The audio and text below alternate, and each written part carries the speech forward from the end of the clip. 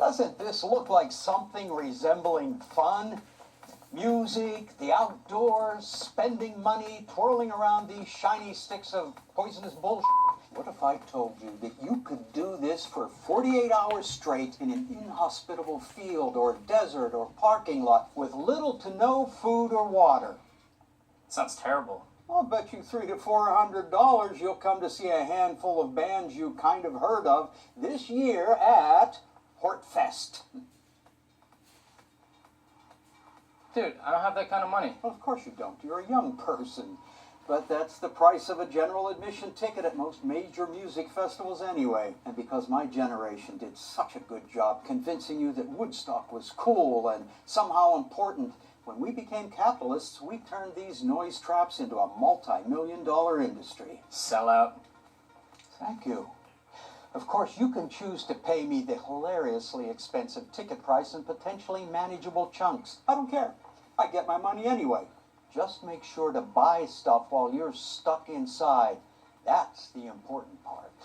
You see, when I partnered with my buddies over at Potable Chemical Company to sponsor Fest, our main responsibility became locking you into my music-themed maze and forcing you to buy their products. And nobody buys products better than rich people do. Young people are just kind of okay at it. We mostly needed the youths to make going to my sponsored crowd pit look like a cool act of defiance before beginning to price them out entirely. And after all, isn't 3/4 of your rent a small price to pay for all that fun you'll have once you're surrounded by other fellow millennial cattle in my noise and drug farm?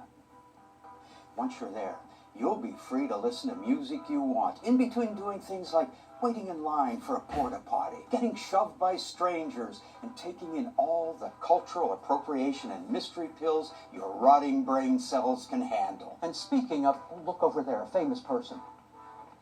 Sorry, I had to do that to distract you from the horrifying statistics about drug-related arrests and overdoses at festivals like mine. Because drugs are an important part of Fest. They're how we get you here. Without them, you'd probably be at home doing something less expensive and physically exhausting.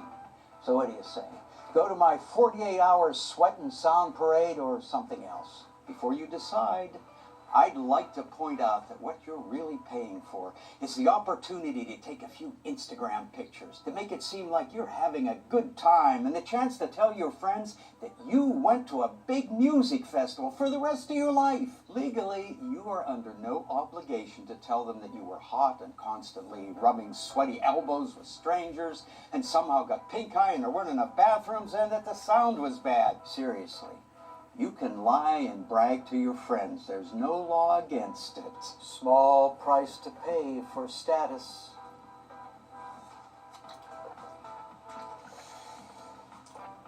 That's what I thought. And hey, for an extra $200, I'll let you stand in a shaded area. Slightly larger, small price to pay.